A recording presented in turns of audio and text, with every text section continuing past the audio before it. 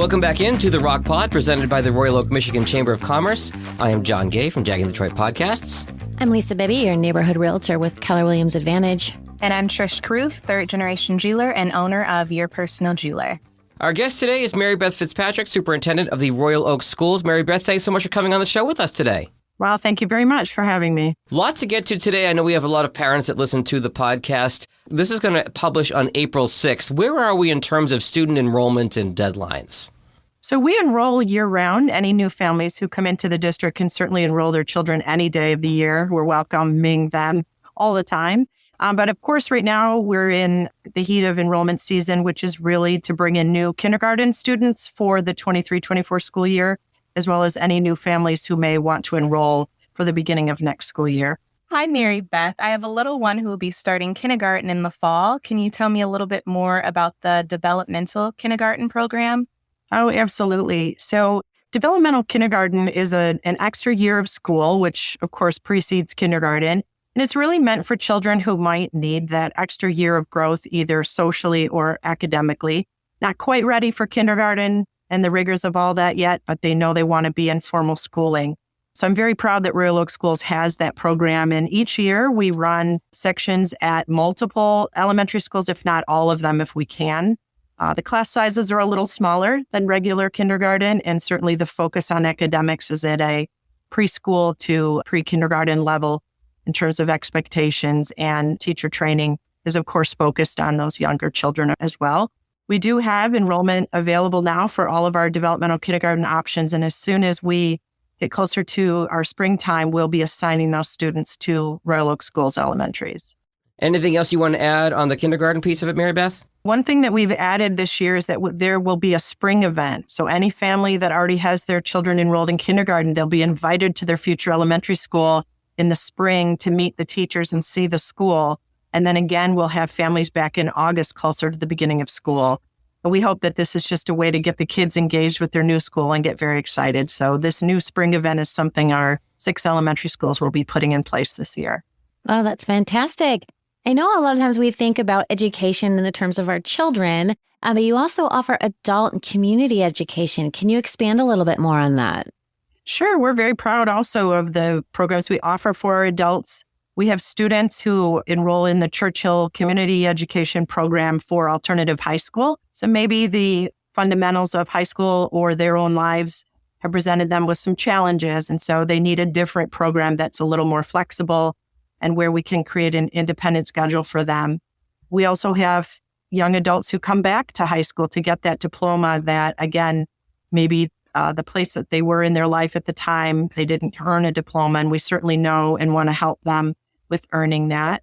We also have adult classes in the evenings for folks who are learning to speak English, and we're very proud of that program as well, and they get to bring their culture to their friends and colleagues in the program and learn from each other, as well as, learn English at a much more fluent level. So the Churchill Community Education Program is thriving, and it's very well known in this area. And we have much information about it posted on our website.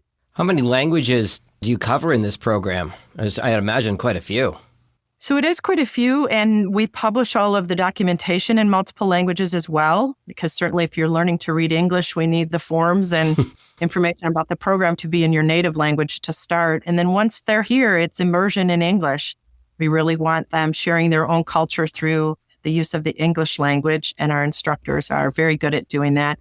And it becomes quite the family down there. If they become good friends with each other, they learn a lot about each other, as well as learning English. Many of them come to us with degrees from other countries where they were professionals or in the workforce in their own country, but we know that English is vital to securing those same jobs here.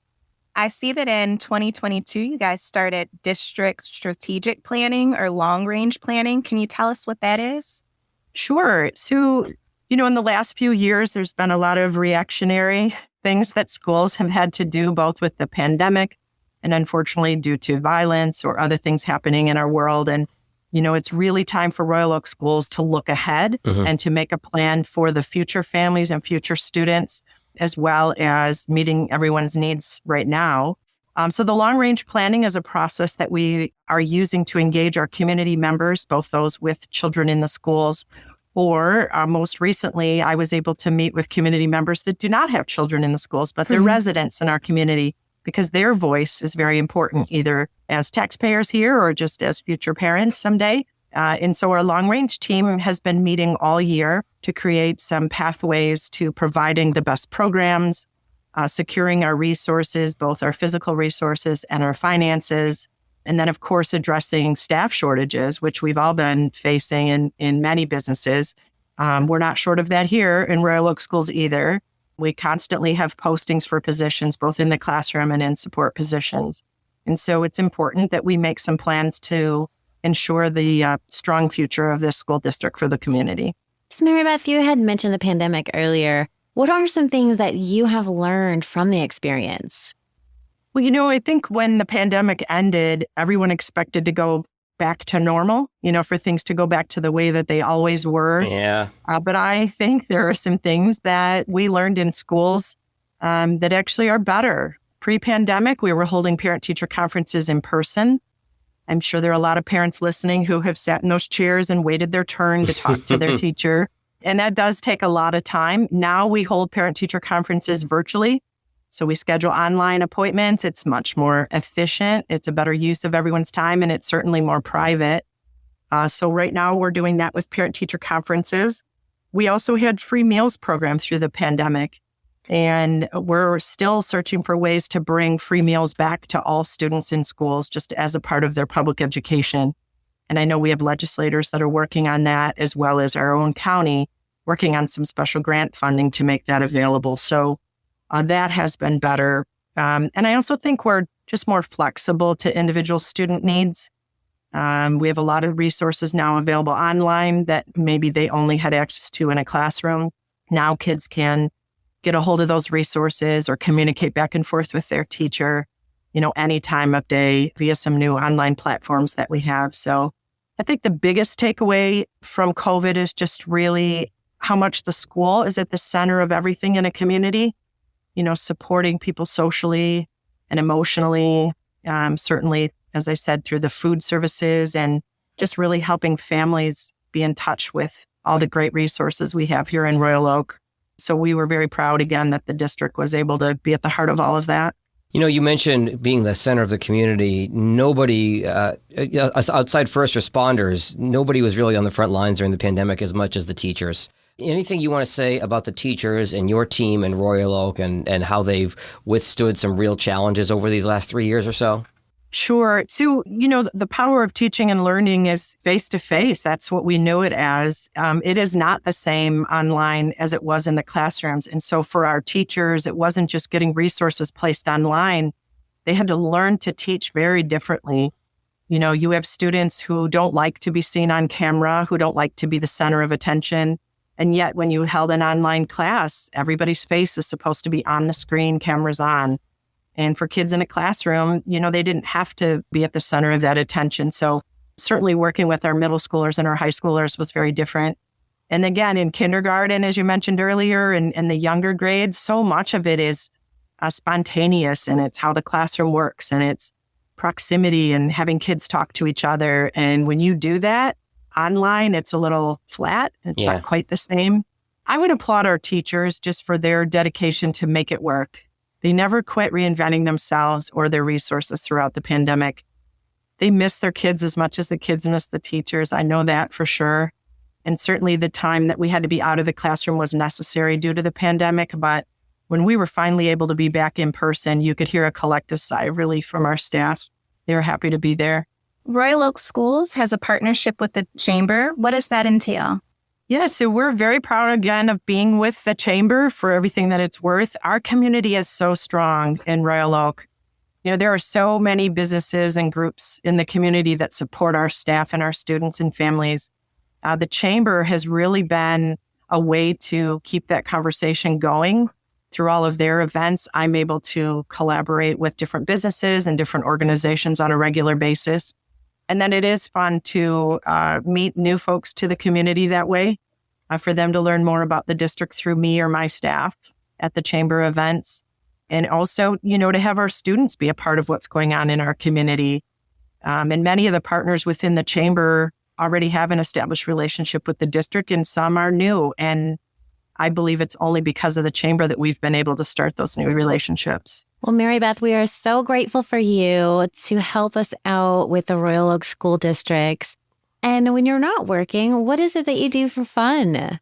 Oh, so I have 2 adult children and neither one of them live here in Michigan anymore. We have a Wolverine and a Spartan in our household. So house divided is certainly a fun time of year for us. My daughter lives abroad in Amsterdam and our son lives in Minneapolis. And so travel is at the top of our list.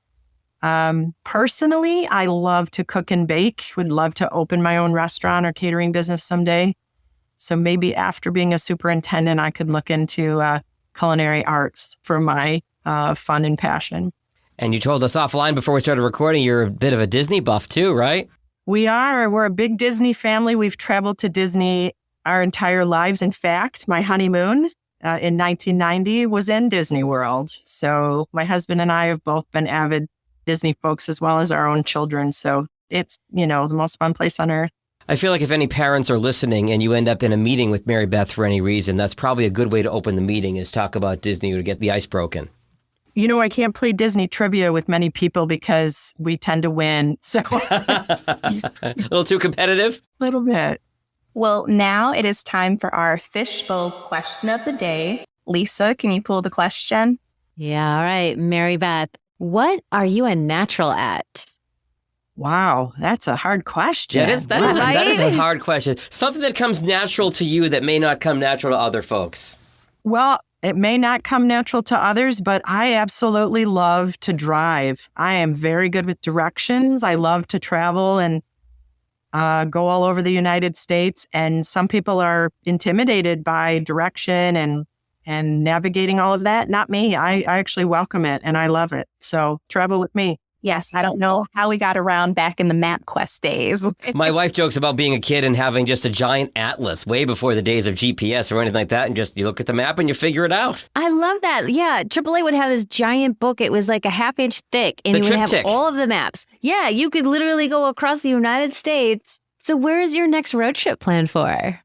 So actually, I need to head west. I have some business out in Seattle. And so we're looking to make a week-long trip out of it and nestle that business trip in the center and just do some things out there that, Michigan doesn't have to offer, but the great state of Washington does. So I'm very much looking forward to Seattle. Will you drive or fly to Seattle? We will likely drive. Okay. And then we will just take some day trips here and there. We do have a trip planned to Alaska in August. It'll be my first trip ever to Alaska. So I'm definitely looking forward to that. And we actually fly through Seattle on our way there. So should be great. My wife and I did that in 2016 when we first moved in together. We flew to Seattle, stayed for a couple days in Seattle, and then did an Alaskan cruise. And it was absolutely stunning and breathtaking. I would do it all over again. So you'll enjoy that for sure. Yes, thank you. Mary Beth, I want to thank you for coming on the podcast today. Anything else that you feel is important to mention to the community in Royal Oak that we didn't ask you about?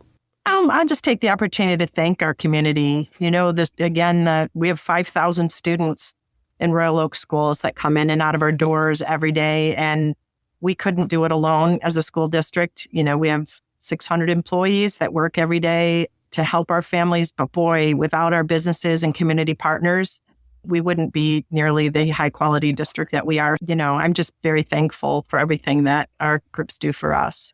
If anyone in our community has questions for you or your team or anybody at Royal Oak Schools, website, email, what are the best ways to reach out? So we are royaloakschools.org.